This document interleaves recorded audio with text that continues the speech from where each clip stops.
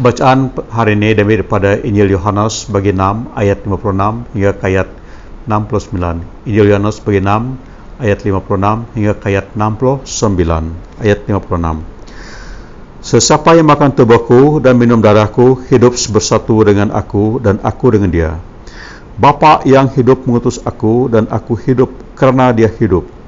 Begitu juga orang yang makan tubuhku akan hidup kerana aku. Inilah roti yang turun dari sorga. Roti ini bukan seperti roti yang dimakan nenek moyang kamu, kerana setelah memakannya mereka mati juga. Tetapi orang yang makan roti ini akan hidup selama-lamanya. Semuanya ini dikatakan oleh Yesus semasa dia mengajar di rumah ibadat di Kapernaum. Banyak pengikutnya mendengar kata-katanya lalu berkata, "Ajaran ini terlalu sukar. Siapakah dapat menerimanya?" Tanpa diberitahu, Yesus tahu bahawa pengikut-pengikutnya bersungut-sungut tentang hal itu. Oleh itu, dia berkata kepada mereka, "Adakah hal itu menyebabkan kamu tidak mau percaya lagi? Bagaimana jika kamu melihat anak manusia naik semula ke tempat asalnya? Yang menyebabkan manusia hidup ialah roh Allah. Dengan kekuatan sendiri, manusia tidak dapat melakukannya. Kata-kata yang aku katakan kepada kamu datangnya daripada roh Allah yang memberi hidup. Namun, ada beberapa orang antara kamu yang tidak percaya." Yesus tahu sesiapa-siapa yang tidak mau percaya dan orang yang akan mengkhianati dia. Dia berkata lagi, "Itulah sebabnya aku berkata kepada kamu bahwa tidak seorang pun boleh datang kepadaku kecuali Bapa memperkenankannya." Sejak itu banyak pengikut Yesus meninggal dia dan tidak mau mengikut dia lagi. Oleh itu Yesus bertanya kepada 12 orang pengikutnya, "Adakah kamu pun mau meninggal aku?" Simon Petrus berkata kepadanya, "Ya Tuhan, kepada siapakah kami akan pergi? Kata-kata Tuhan memberikan hidup sejati dan kekal. Sekarang kami percaya dan yakin bahawa Tuhan utusan suci daripada Allah." Inilah Injil Kristus. Puji Kristus Tuhan kita. Okey, selamat bertemu lagi dalam renungan kita pada hari ini. Okey, jadi hari ini pastor mau bercakap tentang mengikut ketua, follow the leader, berdasarkan pada apa yang kita baca tadi. Saya tidak tahu masa kamu kanak-kanak dulu, pernah tak kamu main game yang bertajuk mengikutkan ketua? Okey, so pastor masa di sekolah kecil dulu, pastor selalu main game macam ni, mengikutkan ketua. Jadi kalau kamu tidak pernah ikut game itu, permainan itu, pastor beritahu kamu bahawa pertama sekali kamu akan memilihkan satu ketua, satu pimpin dari kamu. Kemudian kamu akan ikut saja apa yang ketua kamu tu buat. Kalau dia bawa kamu lari, kamu lari. Kalau dia bawa kamu lompat, kamu lompat. Kalau dia bawa kamu menyanyi, kamu menyanyi. Kalau dia bawa panjat pagar, kamu pagar. Okey, itulah maksud tadi sokan permainan mengikut ketua. Okey, dan dulu masa pastor berkhidmat dalam Angkatan Tentera, pastor suka tengok askar mereka tahu. Dia dekat bahu di sini, dia ada lambang kepala burung helang. Okey, habis tu di bawah sini dia kata, "Follow me," dia kata. Jadi nanti orang semua ikut dia. Okey, ikut. Tapi ini bukan follow me. Di sini follow ketua, ikut ketua. Okey, jadi dalam ikut ketua tu kita selalu buat aktiviti, kita lakukan apa yang ketua kita buat. Okey, apa yang ketua buat.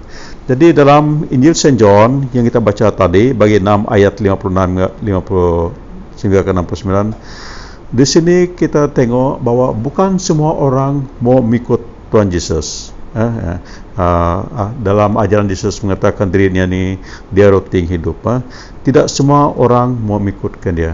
Jadi Yesus ini dalam petikan baca tadi, dia sudah kehilangan ramai dia punya pengikut-pengikut.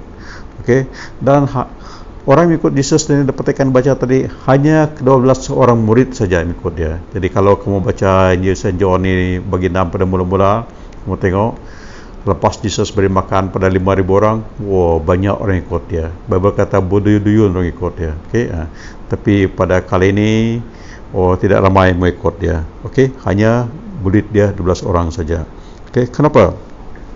Sebab apabila kita mengikut Yesus, ada upah yang kita kena bayar. There's a price for us to pay. Okay? Dia suruh kita tinggalkan kesukaan kita, apa yang kita minat dalam dunia ini, keseronokan dalam dosa ini, macam-macam lah. Dia suruh kita tinggalkan dia. Okay? Sebab apa? Kita perlu tinggalkan keseronokan, kesukaan dalam dunia ini. Sebab di surga tu lebih banyak lagi keseronokan, kesukaan di surga tu lebih banyak fedahnya lagi, banyak untung lainnya lagi daripada keseronok dalam dunia ini. Okay, jadi apabila orang kata ikut Yesus kan, tidak ramai orang boleh buat perusahaan itu untuk mengikut Yesus. Itu bukan satu pilihan yang mudah untuk kita mengikut Yesus. Kenapa? Kita sudah biasa dengan cara hidup yang kita buat tiap hari ini. Dia seperti kita sudah biasa pakai kasut kan, ataupun slipper tu. Kalau slipper kasut tu dah biasa kaki kita, sudah biasa pakai, senang saja. Tapi kalau kasut tu baru, kadang-kadang kita kena adjust sikit, buka tali sikit, longgar tali sebagainya. Okay, so kita rasa kekok kalau pakai benda tu yang baru tu. Macam tu lah, kita ikut. Jadi banyak orang susah mengikut Tuhan Yesus sebab tidak mau tinggal kebiasaan yang dilakukan dalam dunia ini. Dia tidak mau keluar pada situ. Okay? Jadi saya beritahu kamu cerita tentang seorang budak kecil. Ada seorang budak kecil yang bernama Iga. So Iga ini dia mempunyai 2 orang kakak, dan kedua-dua kakak dia ni mereka menyertai apa orang kata sekarang dalam bahasa Malaysia pandu putri lah. Betul, pandu putri ya. Pada zaman pastor dulu tidak ada pertukaran pandu putri ni, kita pakai Girl Scout. Jadi Iga dia punya kakak yang masuk pasukan pandu putri dalam sekolah dia. Jadi Iga ni selalu perhatikan kakak dia pergi meeting ataupun pergi bersekutu lah dengan pandu putri ni. Jadi dia juga ingin jadi sebahagian daripada pandu putri ini, ikut punya kakak-kakak ya. Jadi dia tanya dia punya mak, dia tanya ibu, bila saya boleh pergi ikut kakak saya, ikut pandu putri ni? Jadi ibu cakap, Iga, kamu belum cukup dewasa lagi, belum cukup tua lagi, umur belum sampai. Jadi Iga tanya dia, jadi bila saya boleh jadi tua? Cakap, tidak lama lagi, kata ibu pada dia, tidak lama lagi. So kemudian satu hari lah sudah sampai umurnya, dia sudah bersekolah, dia pun join pandu putri tadi, pandu putri. So apabila ada join pandu putri ni, apa berlaku? Dia ada uniform lah, ada pakaian seragam. Mami dia beli dia punya skirt, beli dia punya baju, beli dia punya necktie, beli dia topi, beli stokin pada putri, bahkan kasut dia bagi juga. Okay? So dia sangat bangga sebab ada identiti dia. Dia pakai pakaian seragam pada putri dia. Okay? Dia pakai tu. Jadi dia pakai tu, kemudian dia pergi ikut apa orang kata meeting pandu putri lah dekat sekolah dia. Dia sangat seronok. Dia sangat seronok. Sebab itu kali pertama dia pakai uniform baru yang sangat minat itu. Okay? So tidak lama lepas tu, tidak berapa lama lepas tu, dia punya mami, bapa dari kakak-kakak dia pun, mereka sama-sama pergi ke gereja. Dan mereka pergi gereja lah, sebab ini mereka ni keluarga Kristian.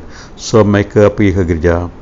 So apabila dia pergi ke gereja, lepas kebaktian, lepas sembahyang, dia tanya mak dia, dia tanya mami, tadi saya dengar khutbah tu cakap jadi milik Yesus. Dia kata jadi milik Yesus, tentang miliki Yesus, jadi miliki Yesus kata.